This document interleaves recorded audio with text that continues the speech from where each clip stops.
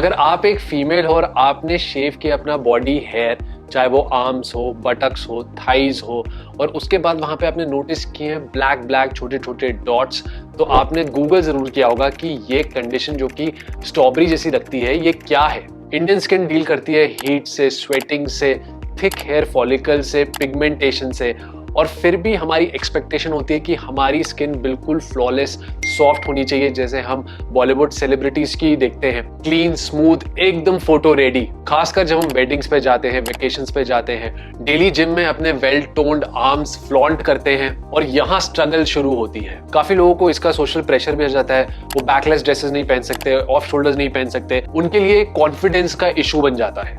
Well, इस condition को बोलते हैं केराटोसिस पाइलारिस, स्ट्रॉबेरी स्किन, या फिर कभी कभी चिकन स्किन। देखने में लगती है रफ डॉटेड टेक्सचर आपके आर्म्स में, और जैसे कि स्ट्रॉबेरी के ऊपर छोटे छोटे डॉट्स होते हैं बिल्कुल वैसे ही, बट अनफॉर्चुनेटली ये एक्सपीरियंस स्ट्रॉबेरी जितना स्वीट नहीं होता। सबसे कॉमनली इसमें अपर आर्म्स इन्वॉल्व होते हैं, लेग्स इन्वॉल्व होते हैं, थाई और बटक्स इन्वॉल्व होते हैं, और कई केसेस में ये आपके एब्डोमेन पे भी आ जाता है। ये कंडीशन ज्यादा पेनफुल और इची तो नहीं होती, बट बहुत इरिटेटिंग होती है। तो सबसे पहले जानते हैं ये होता क्यों है। तो बेसिकली हमारी जो बॉडी होती है उसकी जो स्किन है वो शेड ऑफ होती है, बट कुछ लोगों में ये जो केराटिनाइजेशन की प्रोसेस होती है ये थोड़ी सी डिस्टर्ब होती है, और इससे क्या होता है, डेड स्किन सेल्स जो है वो फॉलिकल में फंस जाते हैं और ऑयल उसमें इकट्ठा हो जाता है, और ये ऑयल ऑक्सीडाइज हो जाता है, तो ये स्पाइनी प्रोजेक्शन जैसा दिखाई देता है, और ऑयल की ऑक्सीडेशन की वजह से ब्लैक दिखाई देता है। केराटोसिस पाइलारिस एटोपिक डर्मेटाइटिस यानी कि जिनकी ड्राई स्किन होती है उन लोगों में ज्यादा कॉमन होता है। कुछ लोग जो लूफास यूज करते हैं या बॉडी स्क्रब्स यूज करते हैं, तो उससे होने वाली इंजरी के कारण भी आपका केराटोसिस पाइलारिस बढ़ सकता है। जो लड़कियां शेव करती हैं, अगर उनका जो रेजर है वो ब्लंट हो जाए, शार्प ना रहे, तो जो हेयर है वो अंदर की तरफ वापस टर्न हो सकता है,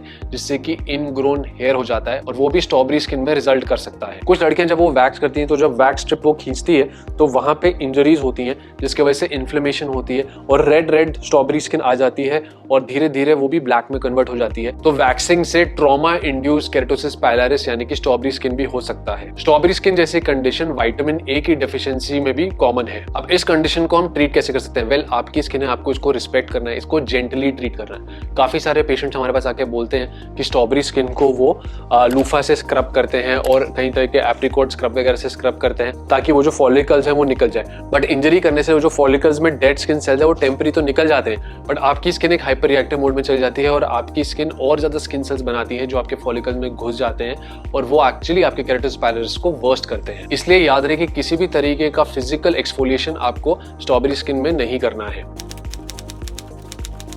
सबसे पहले आप अपने दिन की शुरुआत जेंटल बॉडी वॉश से करें। कई सारे gentle gel based body wash available है जिनका पीएच 5.5 जो कि बॉडी के पीएच को मैच करता है, वो वाले आप यूज करिए। इससे बेटर होता है ऑयल बेस्ड बॉडी वॉश, जिनको आप हाथ में लेते हैं तो आपको थोड़ा ऑयली सा फील होता है, उससे आप इन एरियाज को वॉश कर सकते हैं, ताकि जो आपकी स्किन का जो मॉइस्चर है वो बना रहे। स्किन को वॉश करने के बाद आपको एक थिक मॉइस्चराइजर लगाना है। जो मॉइस्चराइजर्स केराटोसिस पाइलारिस में अच्छा काम करते हैं वो होते हैं यूरिया बेस्ड और ammonium lactate based moisturiser. Urea based moisturiser 4%, 10% में अवेलेबल है। एमोनियम लैक्टेट बेस्ड मॉइस्चराइजर 6%, 12% में अवेलेबल है।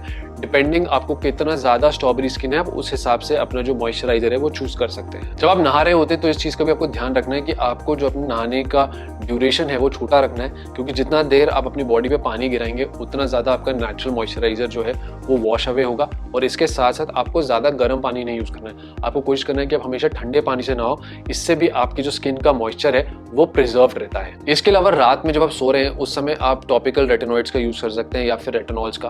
काफी सारे ब्रांड्स के बॉडी रेटिनॉल आते हैं, वो आप यूज करो। और अगर केराटोसिस पाइलारिस ज्यादा है तो आप अपने डर्मेट से मिलकर रेटिनॉइड्स जो प्रिस्क्रिप्शन ग्रेड होते हैं वो भी यूज कर सकते हो। इसमें एडाप्लिन आती है, ट्रेटिनोइन क्रीम आती है, ट्राइफेरोटीन आता है। तो ये आपके जो डेड स्किन सेल्स है इसको एक्सफोलिएट आउट करता है, और इससे आपकी स्किन जो है स्मूथ होती है। जो आप रेटिनॉइड यूज करते हो उसके बाद मॉइस्चराइजर लगाना बहुत जरूरी है।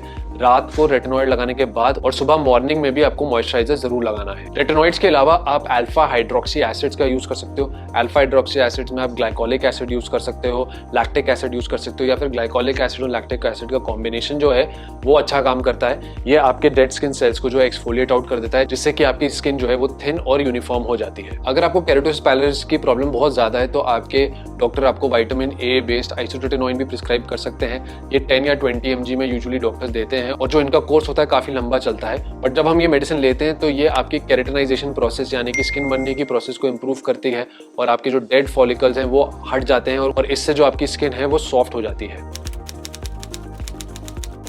कुछ स्पेशल कंडीशन में जैसे कि आपका हेयर बहुत थिक है तो आपको लेजर हेयर रिडक्शन के लिए जाना चाहिए। लेजर हेयर रिडक्शन से जो आपका हेयर फॉलिकल है वो बिल्कुल पतला हो जाता है और उसके वजह से आपको बार बार शेव नहीं करना पड़ता। जब आप शेव नहीं करते हैं तो स्किन में ट्रॉमा नहीं होता और बाल बहुत थिन होने की वजह से वो इतने दिखाई भी नहीं देते और इससे भी आपकी प्रॉब्लम कम हो जाती है। नेक्स्ट है क्लिनिक में केमिकल पील्स, जिसमें glycolic acid, lactic acid peels हम यूज कर सकते हैं। ये जो पील्स होती है डीप पेनिट्रेटिंग होती है, हायर कॉन्सेंट्रेशन होती है कंपेयर टू जो आप घर में यूज करते हैं, तो इनका जो रिजल्ट है वो फास्ट आता है। यूजुअली इसमें 15 डेज या 1 मंथ में हमें एक पील करानी होती है। ट्राइक्लोरोएसिटिक एसिड यानी TCA 15 to 20% वाली पील भी आपके केराटिनोसिस पाइलरिस को पहले से कम कर देगी। अगर स्ट्रॉबेरी स्किन में बहुत सारे ब्लैक डॉट्स बन गए हैं तो आप क्यू स्विच लेजर के लिए भी ऑप्ट कर सकते हैं। क्यू स्विच लेजर से जो ब्लैक डॉट्स हैं टूट जाते हैं और आपके सिस्टम से निकल जाते हैं। तो बेसिकली आपको होम केयर से स्टार्ट करना है, आपको ओरल ट्रीटमेंट स्टार्ट करनी है और अगर इनसे रिजल्ट नहीं आए तो डेफिनेटली आप क्लिनिक बेस्ड ट्रीटमेंट में जा सकते हो। चाहे आप इनमें से कोई भी ट्रीटमेंट लो, आपको पेशेंस चाहिए। कम से कम कुछ महीने लग जाते हैं स्ट्रॉबेरी स्किन को कम करने में। कई पेशेंट्स में 100% रिजल्ट आता है, कई पेशेंट्स में हो सकता है कि केवल 50% तक ही इंप्रूवमेंट आए। ये चीज आपको डर्मेटोलॉजिस्ट से डिस्कस कर लेनी चाहिए ट्रीटमेंट स्टार्ट करने से पहले। कुछ स्पेसिफिक मिस्टेक्स जो कि स्ट्रॉबेरी स्किन में लोग करते हैं वो है लूफाज यूज करना, इससे स्ट्रॉबेरी स्किन बढ़ जाती है। कोकोनट ऑयल लगाना, इससे सिर्फ आपके फॉलिकल्स ब्लॉक होंगे, इंप्रूवमेंट नहीं आएगा। बार बार वैक्सिंग एंड शेविंग करना, इससे आपकी कंडीशन और वर्स हो जाएगी। और घर के नुस्खे जैसे कि हल्दी, मुल्तानी मिट्टी लगाना, इससे आपकी स्किन और ड्राई हो जाएगी और आपको केराटिनोसिस पाइलरिस में कोई भी इंप्रूवमेंट नहीं आएगा। सिंपल एक्शन प्लान रहेगा, मॉइस्चराइज अच्छे से करना, ग्लाइकोलिक एसिड से एक्सफोलिएट करना, हफ्ते में 2 से 3 बारी रेटिनॉल या रेटिनॉइड यूज करना और थोड़े इंप्रूव्ड रिजल्ट्स के लिए, परमानेंट रिजल्ट के लिए लेजर हेयर रिडक्शन कंसीडर करना। और याद रखें, अगर आप बैकलेस या स्लीवलेस ड्रेस पहन रहे हो या फिर अपनी लेग्स को एक्सपोज कर रहे हो तो हमेशा सनस्क्रीन का रेगुलर यूज करना। कंसिस्टेंसी सबसे इंपॉर्टेंट रहेगी। 3 दिन में रिजल्ट नहीं आएंगे, 3 से 6 महीने लगेंगे केराटिनोसिस पाइलरिस में रिजल्ट आने में। तो आई होप ये वीडियो आपको यूजफुल लगा। इस वीडियो के स्टेप्स को फॉलो करके आप अपनी स्ट्रॉबेरी स्किन को जरूर कम कर पाओगे। अगर आपको कोई क्वेश्चंस है स्ट्रॉबेरी स्किन के बारे में या फिर आप चाहते हो कि मैं किसी और टॉपिक के बारे में